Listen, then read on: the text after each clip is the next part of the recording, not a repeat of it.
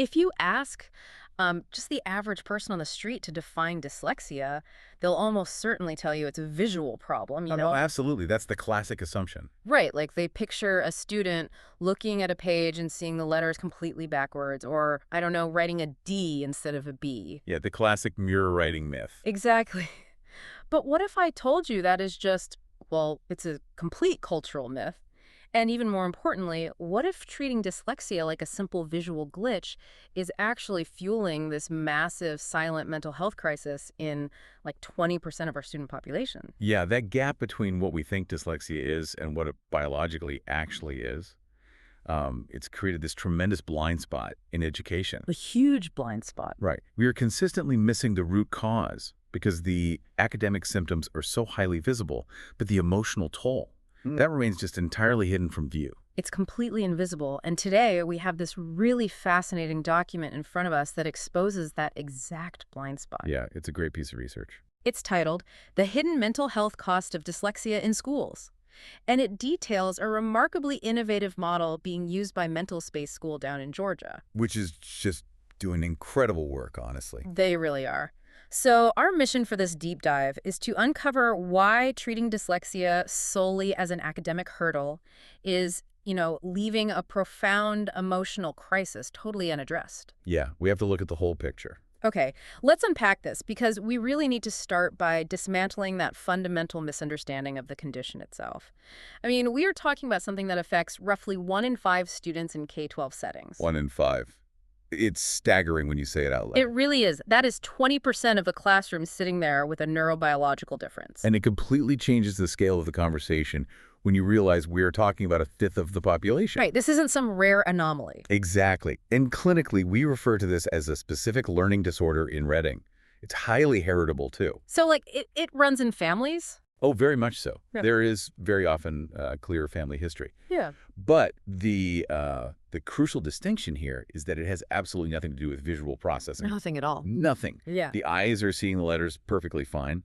The difference lies entirely in how the brain processes phonological information. Okay, so we are talking about the translation layer, right? Like the brain's ability to take the symbol on the page and automatically map it to the sound of language. That is exactly. That's the specific biological friction point. Gotcha. When a neurotypical brain learns to read, Yeah. that process of, decoding symbols into sounds and blending them into words, it eventually becomes entirely automatic. Right. You don't even think about it anymore. Exactly. It just drops into the background. But for a dyslexic brain, that specific phonological processing pathway is just wired differently. It never becomes an automatic subconscious process. Wow. So every time they read. Every single word requires active, conscious decoding. Man, that sounds exhausting. I was actually thinking about this biological friction, and the best way I can conceptualize it is by looking at computer hardware. Oh, I like where this is going. It's like trying to run a highly complex,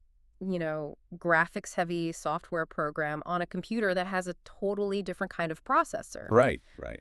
The computer itself isn't broken. In fact, it might be a top-of-the-line machine, totally brilliant, but it is just grinding its gears, overheating, draining its battery, trying to translate that specific type of code. Because the architecture just wasn't built for that exact software. Exactly. What's fascinating here is how that analogy really highlights the most tragic aspect of this disconnect, which is the completely intact intelligence of the student. Yeah, that's such an important point. You frequently have a child whose verbal comprehension is just off the charts. I mean, their ability to grasp complex, abstract concepts, their spoken vocabulary, their problem-solving skills, all of that is totally normal or even exceptionally high. Right. They are incredibly smart kids.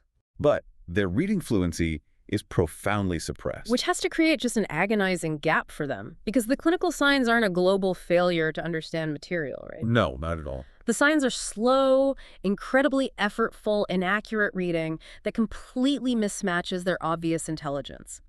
Like, they might be able to explain the water cycle to you brilliantly in a conversation. Perfectly, yeah. But if they have to read a paragraph about it, they just stumble over every other word. Yeah, and you'll see immense difficulty when they try to decode unfamiliar vocabulary. A new word isn't just a tiny bump in the road for them. What is it then? It is a massive phonetic hurdle. You also see spelling that isn't just, occasionally incorrect, but phonetically wild. Right, because the sound-to-letter mapping is scrambling. Exactly. And the source actually emphasizes the struggle with timed reading tasks. The biological friction of simply translating the text slows them down so much that a ticking clock becomes an absolute nightmare. I can't even imagine that pressure. And this happens even when the content itself is well within their intellectual grasp. So they know the material, but the delivery mechanism is just fundamentally bottlenecked. That's a perfect way to put it. And that brings us to, honestly, the most critical part of this deep dive, the invisible emotional injury. We've established the mechanics of the dyslexic brain, right? So how does a mechanical friction in phonological processing mutate into a full-blown emotional and mental health crisis over time? Well, the mutation happens because the academic struggle is subjected to these very public metrics, while the internal experience is completely ignored. Oh, that makes sense. Schools, teachers, parents, they are understandably focused on the output, Yeah. the reading scores, the spelling tests, the state assessments. They see the failing grade in red ink. But they miss the silent accumulation of shame. Exactly. Because the source material paints a really vivid, kind of heartbreaking picture of this daily grind. It really does. I mean, imagine sitting in a classroom day after day, year after year, just watching the other 80% of your peers decode words effortlessly. While you are putting in 10 times the effort for just a fraction of the result. Right. And the natural conclusion a child draws from that environment isn't, oh, I have a specific neurobiological processing difference. No, of course not. The conclusion they draw is, I am intrinsically broken. I am dumb. Yeah, because a child simply does not have the developmental or neurological framework to separate their self-worth from their academic output. Right. Those things are totally fused for them. Completely. They internalize the struggle as a character flaw. And the source actually shows how this evolves chronologically. Like as they get older. Yeah. By the time that student hits upper elementary or middle school, the internalized shame hardens into overt avoidance. So they just stop trying because Yeah. trying and failing is just way too painful. Exactly. They start, conveniently needing to use the restroom right when it's their turn for round-robin reading. Oh, wow. Yeah. Or they mysteriously forget their homework assignments every single day. In severe cases, they might flat out refuse to get out of the car in the school drop-off line. And this is where the clinical signs of the mental load become heavily physical, right? Very much so. We start seeing intense somatic complaints, morning stomach aches, tension headaches, even vomiting. That is so sad. And these physical manifestations, they spike specifically on test days or days with heavy literacy demands. The anxiety is quite literally making them sick. Wow. You also see a marked withdrawal from peers, isolating behaviors, and very explicit low self-esteem statements. Okay, let me push back on this a bit, though, especially from the perspective of like an overwhelmed teacher with 30 kids in a room. Sure, yeah. If a student's acting out in class, say they are throwing paper airplanes or cracking jokes every time the textbook comes out, just generally being disruptive, how on earth is a teacher supposed to look past that obvious behavioral issue and identify a hidden reading disorder? It's incredibly difficult. Because from the front of the room, it just looks like defiance, right? It does. But behavior is almost always communication, especially in adolescence. That disruptive class clown persona, or conversely, the total shutdown where a kid just puts their head on the desk and refuses to speak. Right. Those are highly effective coping mechanisms. For a middle schooler, it is infinitely safer for their ego to be labeled the bad kid or the funny kid than it is to be exposed in front of all their peers as the dumb kid. Wow. That is powerful. So the disruption is literally a shield. Exactly. They are actively masking the vulnerability of their reading deficit with defiance. And if the adults in the room only treat the shield, they completely miss the injury behind it. Which leads directly to the massive diagnostic failures the source outlines. Like misdiagnosing the problem entirely. Yes, the downstream symptoms, the racing thoughts, the chronic panic, the persistent worry of anxiety or the hopelessness, low energy, and withdrawal of depression. Those are frequently treated as primary psychiatric conditions. A counselor might look at this kid and diagnose generalized anxiety or ADHD. But those aren't the root issues at all. They are secondary reactions to a chronic, unsupported environment. Exactly. I mean, if anyone was forced to perform a task they biologically struggled with for 7 hours a day, and the surrounding culture treated them as if they simply weren't trying hard enough. It would break anyone. Clinical depression or anxiety is a completely rational psychological response to that. It really is. It is an injury caused by an environment that is constantly demanding an output the child cannot biologically provide without a different set of tools. Which means we are dealing with a compounded crisis. We have academic failure on one track and a mental health collapse on the other. Precisely. So how do we actually intervene effectively? Because frankly, telling a child to try harder won't rewire their phonological pathways. No, it won't. And prescribing an anti-anxiety medication won't teach them how to decode a sentence. The source material advocates for what they call a dual-track solution. It requires simultaneous, evidence-based interventions for both the academic deficit and the emotional injury. Okay, so hitting both at once. Yes. But the absolute prerequisite to either track is a comprehensive diagnostic evaluation. A child failing to read with grade-level instruction needs psychoeducational testing by a qualified evaluator. But you have to know exactly what you're dealing with. Right. That formal diagnosis is the gateway that actually opens up targeted services. Okay, let's break down the first track, the academic side. The source points to structured literacy as the standard of care. We are talking about explicit, multisensory, heavily phonics-based approaches. Yes, very structured. So this isn't just, giving them easier books or relying on context clues to guess a word based on a picture. Far from it. Standard reading instruction often relies on whole language concepts that a dyslexic brain simply cannot utilize. It just doesn't compute for them. Right. Structured literacy actively builds new neural pathways How does it do that? by making the instruction multisensory. So having the student trace letters in sand while simultaneously verbalizing the sound, or physically tapping out phones on their arm. Oh, that's interesting. Yeah, you are literally forcing the brain to bypass the inefficient biological roadblock and construct a new route for decoding text. It's highly structured, it's cumulative, and it requires a lot of repetition. Here's where it gets really interesting, though. The source is adamant that the academic fix is completely insufficient on its own. Absolutely insufficient. It makes me think of an athlete rehabbing a catastrophic physical injury. Oh, that's a great analogy. Yeah, the structured literacy is like the intensive physical therapy required to rebuild the torn ligament. But the mental health therapy, that is the sports psychology required because the athlete is now just paralyzed by the fear of stepping back onto the field. Right, the mental block is still there. Exactly. Yeah. You can have the strongest rebuilt knee in the world, but if you are terrified to run, you still can't play the game. You cannot just do one without the other. If we connect this to the bigger picture, the necessity of that parallel mental health track becomes so obvious. I mean, years of internalized shame and systemic failure do not just evaporate because a student finally learns how to tap out the sounds in a word. Right, the emotional scars are still there. Exactly. If a child fundamentally believes they are incapable, they will not engage with the grueling cognitive work required by structured literacy. So what does the clinical intervention for the emotional track actually entail? Like, what are they doing in therapy? The source emphasizes targeted cognitive behavioral therapy, or CBT. Okay, CBT. And this isn't just open-ended talk therapy. It is actively restructuring how the student thinks about their own abilities. It aims directly at the anxiety and the damaged self-esteem by helping the child separate their intrinsic self-worth from their reading speed. It's untangling that false belief that struggling to read equals I am stupid. Precisely. And CBT is also paired with behavioral activation. What does that look like? That involves setting very small, highly achievable goals to help a student gradually re-engage with the academic and social environments they have been aggressively avoiding.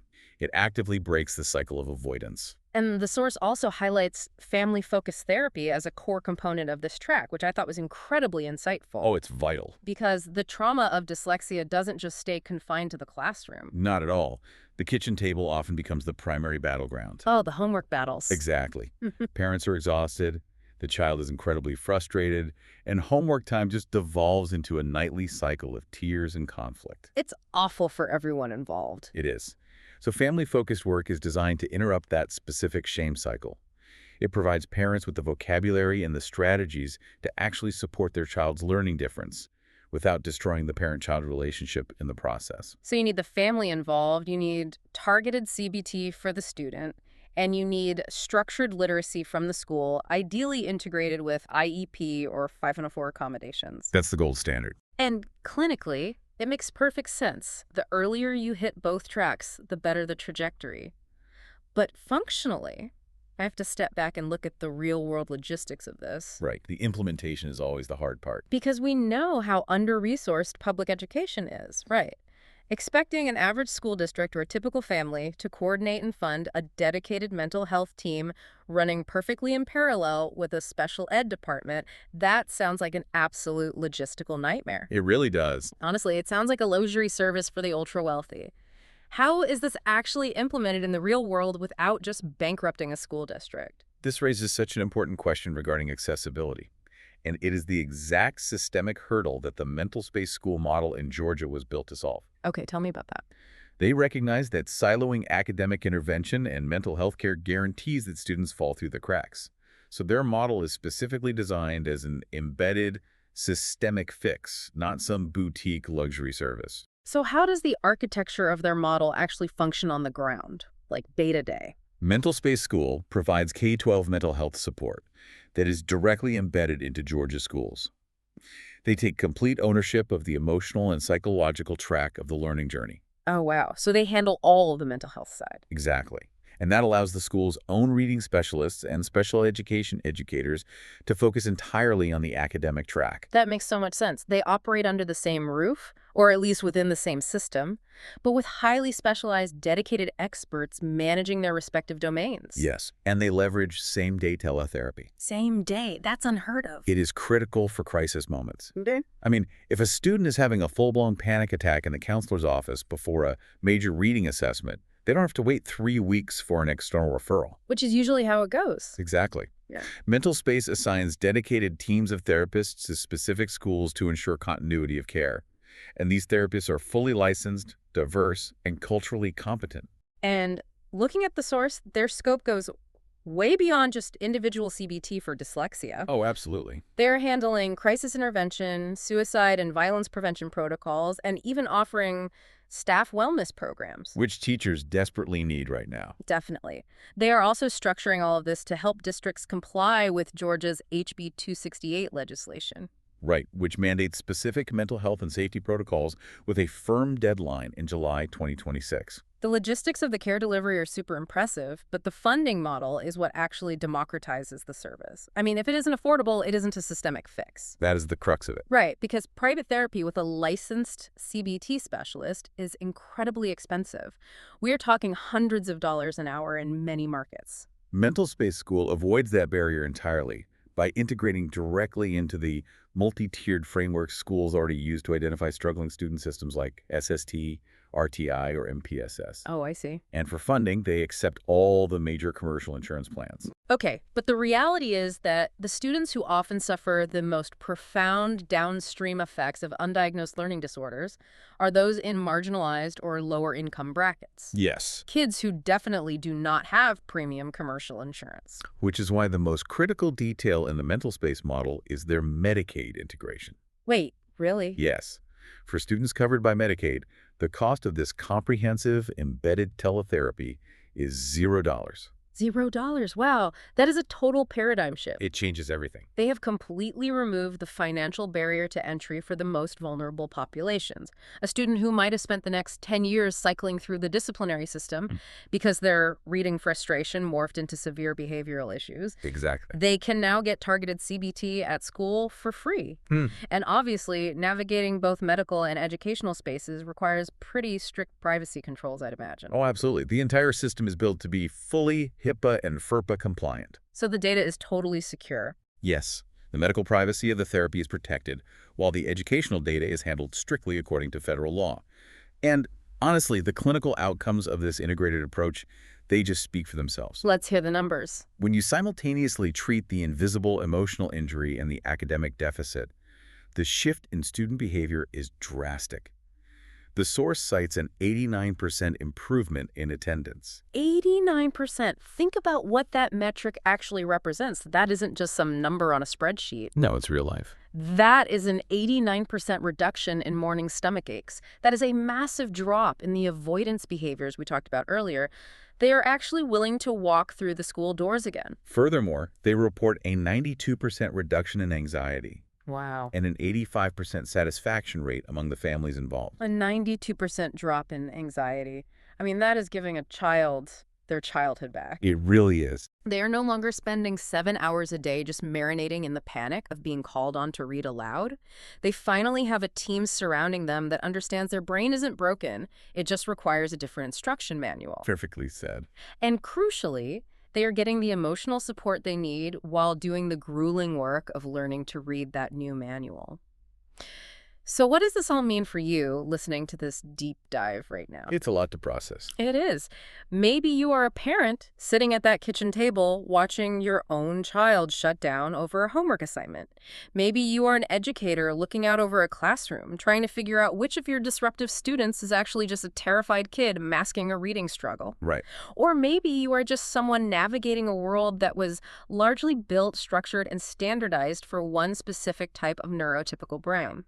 Recognizing that a struggle with reading is a biological mismatch and not a character flaw, it changes literally everything. It does. It strips the moral failing out of the equation entirely. It removes the shame. And the removal of that shame is the necessary first step toward real healing. I want to leave you with one final thought to mull over, building on the statistics we've explored today. Okay, let's hear it. We now know, objectively, from the source material, that 1 in 5 students, 20% of the population, has this neurobiological difference in phonological processing. A massive portion of the population. Right. We also know that these students require a completely different, explicit, multi-sensory approach to instruction to successfully learn how to read. So it really forces us to look critically at this system itself. In what way? Well, maybe it's time to ask if our standard grade-level reading instruction is actually the anomaly here. Oh, wow. If 20% of the population objectively requires a different way to learn, and that structured, multisensory way has been proven to work incredibly well for neurotypical brains too. Wait, so it works for everyone? Yes. So shouldn't structured literacy just become the baseline way we teach reading to everyone right from the start? Why are we insisting on an instructional method that practically guarantees 1 in 5 kids will fail, develop intense anxiety, and require this massive dual-track intervention? Rather than just changing the baseline standard of how we teach. Exactly. That is a phenomenal perspective. I mean, if the check engine light keeps coming on for 20% of the cars rolling off the assembly line, you don't blame the drivers. No, you don't. And you certainly don't just put a Band-Aid over the light. You redesign the engine. Exactly right. Well, thank you so much for joining us on this deep dive into the hidden emotional costs of dyslexia and the really incredible systemic work being done to bring both academic and psychological healing into our schools. We'll catch you next time.